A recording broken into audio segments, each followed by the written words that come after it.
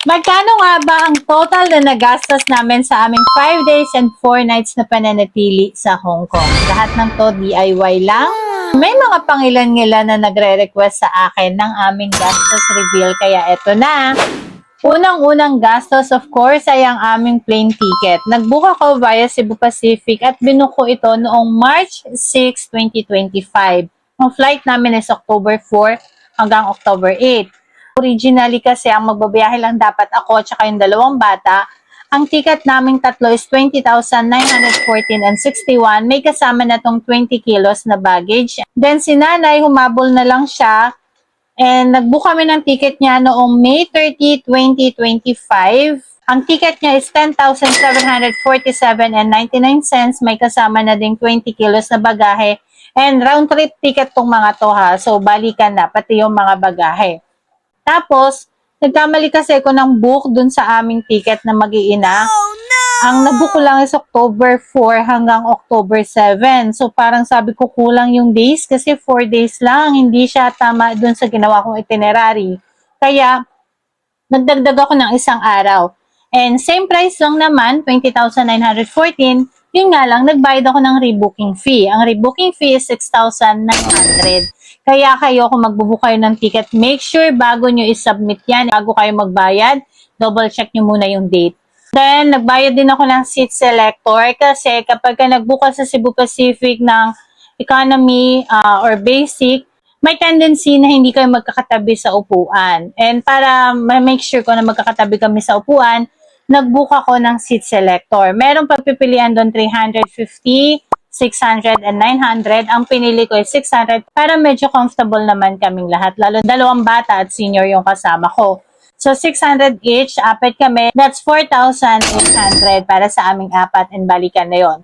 Tapos, ang travel insurance namin, kumuha ako ng standard insurance from BDO, which is 1,872. Apat na kami doon. And then, yung travel tax na binayaran ko, kay Chelsea, dahil reduced amount siya, that's 860, pero may 50 pesos na admin fee. And then, sa aming tatlo naman, ako kay nanay, tsaka kay Chloe, meron ding 50 pesos na admin fee. So, that's one. Tapos, yung tax, 5,010. Then, sumunod naman, yung hotel namin. Dalawa yung hotel na binuko. Una is Hotel Bravo. So, from October 4 hanggang October 6, nasa Tsim Sha Tsui area kami. And yung Hotel Bravo na nabook ko, yung 2 nights is 9,948. Binuko siya sa Klook.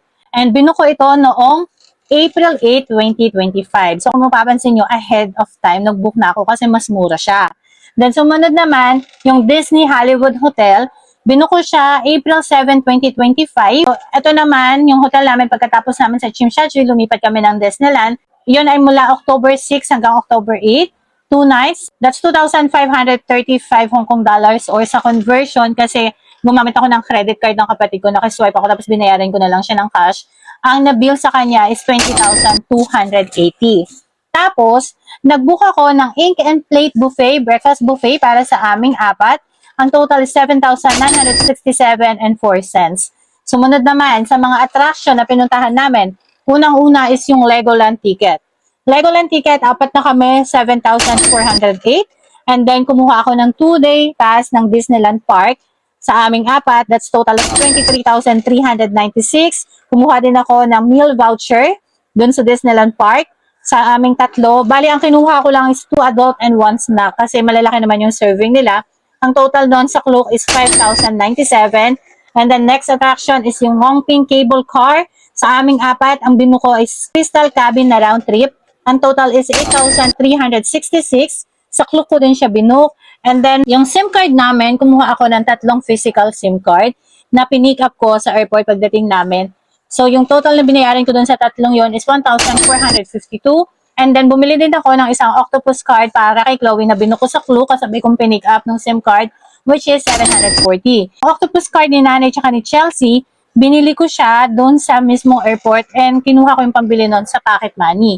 So, ang total na pocket money namin is 47,000 pesos. Sa 47,000 pesos na yon, doon ko kinuha yung winidraw ko na 5,000 Hong Kong dollars. Tapos, yung transportation namin, kasi more on Uber kami kasi nga puro bata and senior yung kasama ko para hindi kami mahirapan mag-MTR. Though nag-MTR din kami kaya kumuha ko ng Octopus card. And yung kagandahan kasi sa Octopus card, pagka hindi mo naubos yung laman nun, pwede mo siyang magastos pambayad sa pagkain. Sa transportation, para siyang beep card. Nagamit namin siya sa Lungfung nung bumili kami ng pabango na pasalubong para kay tatay. So, all in all, ang total na nagastos namin is 182,758 and 64 cents. Pero guys, disclaimer lang ha, pwedeng umabot kayo sa ganitong budget, pwedeng hindi, pwedeng ganito yung maging gastos nyo o hindi, depende sa lifestyle nyo. Sa akin kasi kaya umabot ng ganito kalaki kasi may mga add-ons ako kagaya niyan, yung booking fee, 6,900 na yan, yung seat selector, pwede namang wala yan. So, it depends on your preferences. Kung isipin nyo, yung 150,000, actually kasya na yan kung apat kayong katao, tapos yung hotel nyo is isang hotel lang yung kukunin nyo. Kung gusto nyo na sa isang lugar lang kayo, hindi na kayo lilipat sa ibang lugar. Kaya ako lang naman din na pinili na mag-Disneyland Hollywood Hotel kami. Kasi para ma-experience namin, dahil birthday naman ng anak ko. And wala lang, kung kaya naman. Tsaka malayo pa kasi, binuko na siya. Kaya sabi ko, sige, minsan lang naman tayo pupunta. So, again, depende sa inyo. And kung isasama ko dito yung nagastos namin para sa aming mga damit and luggages, syempre mag-OOTD na aura-aura tayo doon. Aabot siya ng almost 200,000. Kasi sa mga damit lang naming tatlo, hindi kasama yung kay nanay. Puro Shein, ang total nun is 14,000 plus yung luggages namin kasi puro bago yung binili kong luggage kasi wala kaming luggages. So, umabot yun ng 7,000. Kaya, again, more or less 200,000. That's the reality. Yun yung talagang total na nagastos namin and hindi ko i-sugarcoat. And again, pwedeng umabot kayo sa ganong budget, pwedeng hindi, depende sa lifestyle and sa preferences nyo. So kung may question pa kayo and kung may nakalimutan ako, magtanong lang kayo. Yun lang. Thank you for watching. Bye!